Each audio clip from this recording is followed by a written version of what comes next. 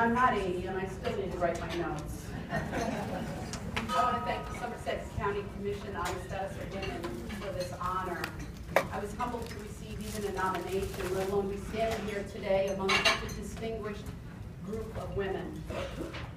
I'm only a vessel being used by God for His purposes, so that His glory really belongs to Him. It was God who put Feeding Hands in touch with Pastor Jerry at Emmanuel Church, a small church which sits in the core of Somerville's healthcare district. I bet you didn't know Somerville had a healthcare district, did you? Despite their location, wedged between Steeplechase Cancer Center and Robert Wood Johnson Hospital, they were invisible and searching for a way to have a bigger impact in the community.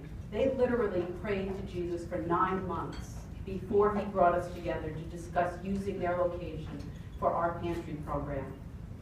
They have been all in from the start, and there is no way Feeding Hands could have provided 120,000 pounds of food to over 6,500 people in our first full year of operation without the big heart of that little church.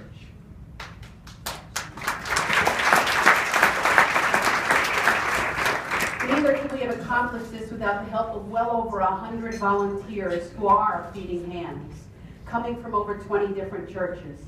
They come with a heart to serve the poor with empathy, connection, and stewardship.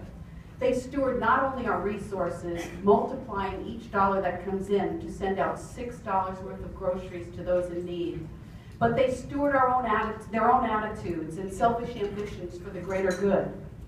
This creates a place of harmony, unity, and respect for everyone who serves and everyone who receives from us. I must take this opportunity, though, to educate you just a little bit on the people that we serve. We have yet to find one who chose to be in this position. These are people just like you and I who make mistakes and have been knocked around by life. The primary difference is that they have less margin than most of us.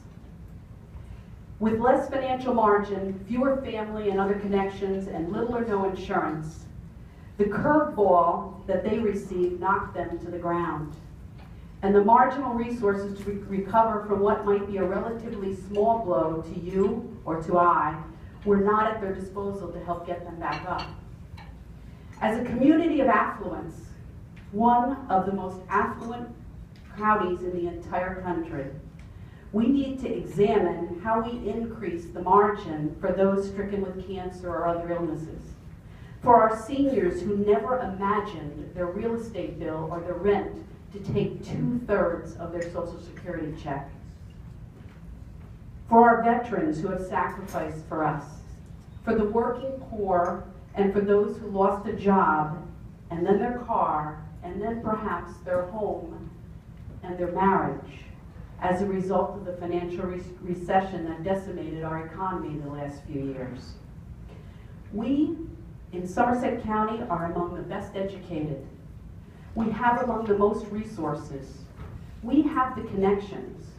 We should not stand by and place blame, but determined to use all of our God-given resources to make our community a better place for all. Lastly, I would be remiss if I did not thank my family. My husband Jim, who is my partner and the love of my life, our children Lois and Brittany and Thomas, who are not only my cheerleaders, but are also my margin whenever I need extra Feeding Hands. Thank you for this.